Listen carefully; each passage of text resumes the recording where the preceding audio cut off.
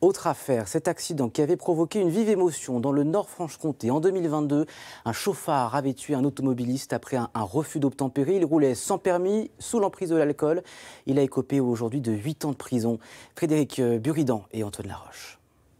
Le tribunal de Vesoul n'aura pas suivi les réquisitions du procureur. Celui-ci demandait 6 ans de prison, dont 2 avec sursis.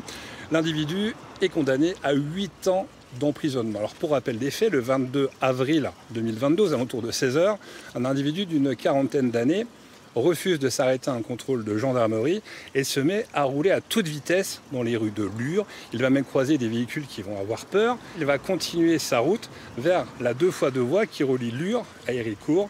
Sur cet axe, il va rouler jusqu'à 150 km/h à contresens. Et là, il va percuter la voiture d'un habitant de Lieuffont. L'individu percuté par ce chauffeur va décéder. Alors, tout au long des débats, le prévenu a tout d'abord dit que les gendarmes étaient responsables de cet accident, pointant le fait qu'il l'avait trop approché pendant cette course-poursuite. Le procureur, tout comme la présidente, ont balayé d'un revers de main ce détail en disant que le travail avait été correctement fait par les gendarmes. Alors, le prévenu est déjà bien connu puisqu'il a 18 condamnations à son actif.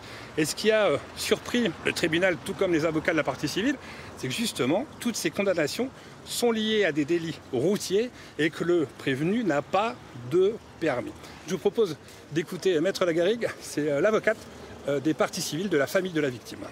Il y a en tout cas des sanctions qui sont plus entendables en termes de quantum pour les victimes. Et je crois que 8 ans, c'est audible. Et ça veut dire que la justice est passée. On parlait de sévérité, je crois que là, c'est entendu. Il a été rappelé pendant l'audience que le prévenu roulait avec 1,44 g dans le sang. Il roulait également sous stupéfiant. Le prévenu a 10 jours pour faire appel.